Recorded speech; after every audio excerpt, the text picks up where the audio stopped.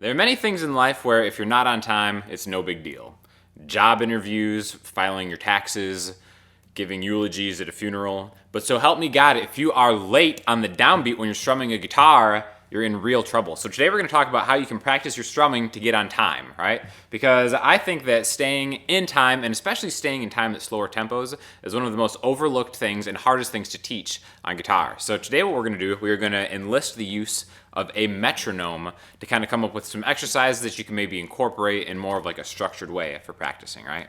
So basically just a quick note about metronomes in general. All it is you press a button to a certain tempo and it just clicks over and over again, right? Now, the volume of a metronome is very important, and specifically when you're working on your timing and your rhythm, I think the metronome click should be at least as loud as your guitar, right? If you're working on maybe trying to clean up like arpeggios and stuff, I think maybe the click can be a little bit farther, but you really want to be able to feel the click, as I would say it's even more paramount to hearing your guitar because you're really trying to get the pulse of timing ingrained in what you're doing, right? So whether it's using headphones or hooking it up to an amp or whatever, just try to get it as loud as you can where your strumming or whatever you're doing isn't totally masking the click, right? So what we're going to do is we're going to set the metronome to 94. But for you, whatever you want to do, if you want to go way slower, do it. We want to do this as slow as you possibly can while you're perfectly on time. I remember when I started practicing slowly, I was shocked at how bad I was because I was used to trying to just speed everything up. I think we have a tendency to try to play things as fast as we can, which kind of leads to maybe having bad timing, right? So we're going to set the metronome to 94 beats per minute, right? 1, 2, 3, 4, stuff like that, right? So now we're just going to take a regular C chord, and we're just going to try to hit every downbeat. So a downbeat is just when it clicks. 1, 2, 3, 4. 1, 2, 3, 4. 1, 2, 3, 4. Now, one thing to notice really quick, if you look at my strumming, right?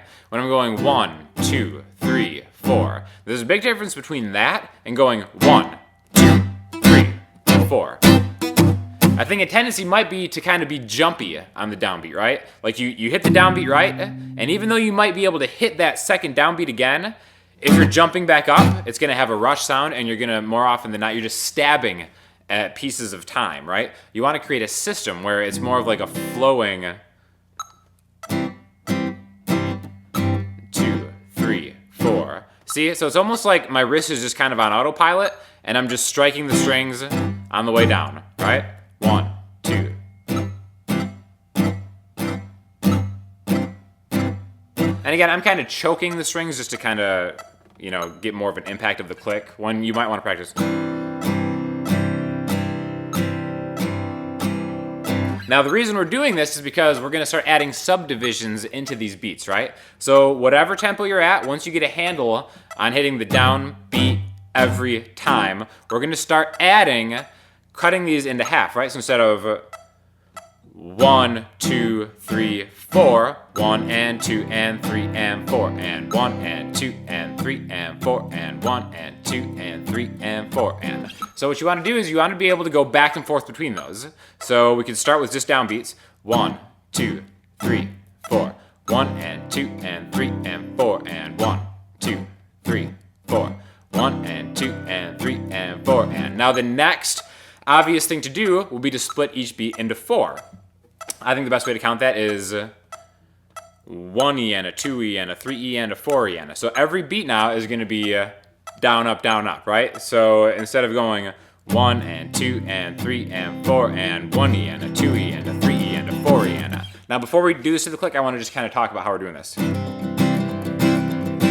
It's a little bit dynamic, right? And I think this is a good way to really kind of break in to dynamic strumming. So we're breaking this chord into parts, and for the first 2 beats, I want to kind of get more of the chord. So we're dynamically adding a little bit more of the high end. I think when you're strumming and you kind of go for the higher part of the string set, you get a little bit more of that accent. 1E and a 2E and a 3E and a 4E and a. So what I'm doing, I'm hitting, maybe aiming for the bottom 4, bottom 3, whatever. Just anything in the bottom part of the string set. 1E and a.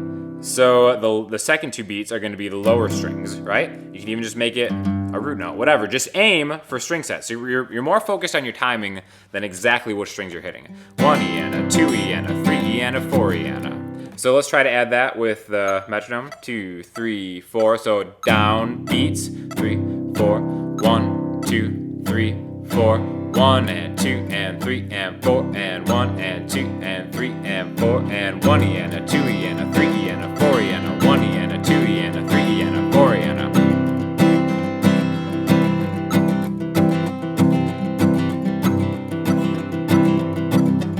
Now that could be a little fast, right? So slow it way down, whatever tempo you need to do to be able to go 1E and a 2E and a 3E and a 4E and really try to count out loud. It may seem kind of silly counting out loud, but it is such good practice to ingrain structure into your playing, right?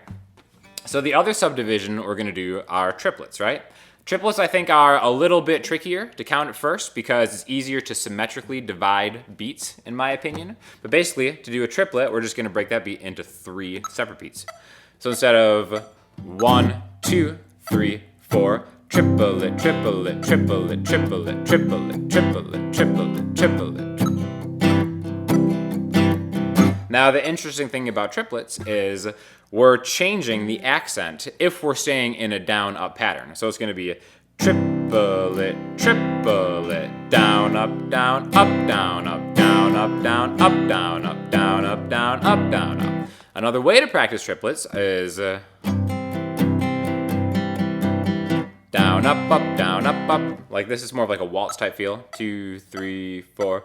Triplet, triplet, triplet, triplet, triplet, triplet, triplet, triplet, triplet, triplet. So again, either way is good. I kind of like the alternating way better. Triplet, triplet, triplet, triplet, triplet, triplet, triplet, triplet. It's going to give you more control over going down and going up, stuff like that too, right?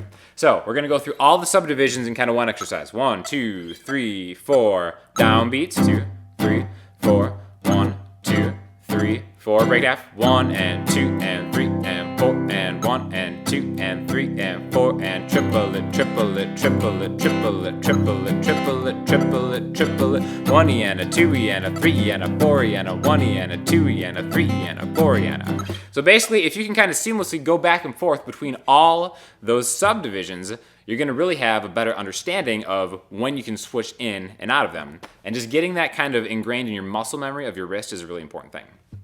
Now, one other thing I want to talk about is adding palm mutes to kind of a practice session, right? So again, palm mutes, I did a separate video on this, which I'll link you to if you don't know what they are. But basically, you're just kind of getting your hand on the bottom of the string set to get more of like a dead sound, right?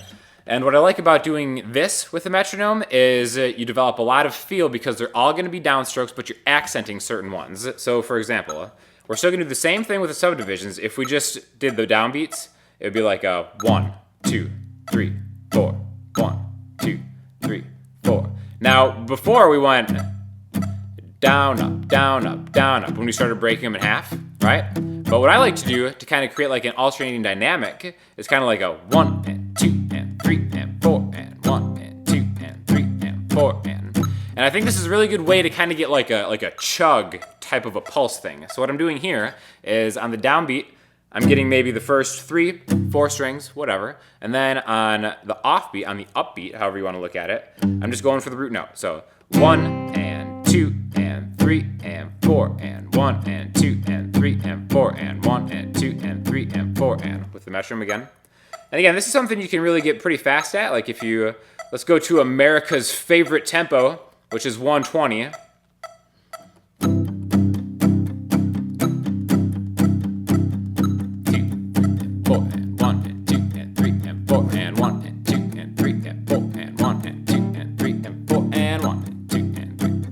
So once you get it down, you can start changing chords. I'm just taking this C chord and moving it up and down 2 frets to make kind of like a D chord. 1 and 2 and 3 and 4 and 1 and 2 and 3 and 4 and 1. So basically creating whatever kind of, course that you want as far as just being able to do subdivisions with the metronome is going to be super helpful.